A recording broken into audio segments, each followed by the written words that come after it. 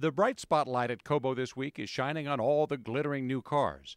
But when the show leaves town, the harsh spotlight will return as the region wrestles with an old question. Now, a question everybody always asks is, is this big enough to handle the premier auto show in the world?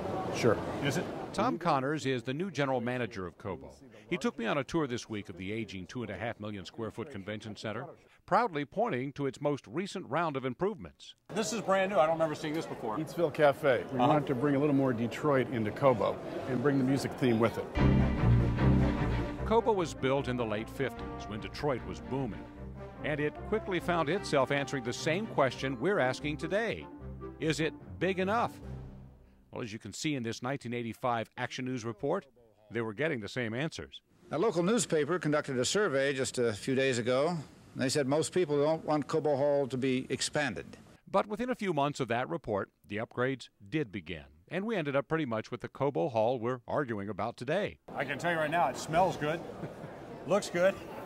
Why don't we go into the hall and see what's going on? Tom Connors points proudly to a unique feature he believes is quite literally Cobo's strength. If you look up, you'll see one of the strengths of Cobo Center. It's the grid, the steel grid above us hanging from the roof. Right. There's no other convention center with this kind of steel in the ceiling.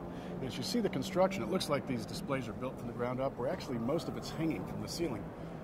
And no other convention center that I've worked in has a kind of grid like this with the 10 by 10 box trusses. Cobo, he says, makes up in strength for what it might lack in size. There are bigger convention centers out there. That's some of not those are always struggling. Some of those are struggling to fill the excess space they built over the last 5 years or so. He says one of the problems with Cobo isn't really Cobo's problem at all. It's Detroit's. But it is getting better. I think as the downtown grows and improves, that will help us. But you've seen the Campus Martius developments and the Book Cadillac and the things that are happening all help us sell Detroit. So while the Cobo Authority wrestles with the question of whether it ought to spend hundreds of millions of dollars on new upgrades for the future, Connors is confident Cobo is on the right track. So when people say Cobo may not be right, you disagree with that? I think we're heading in the right direction.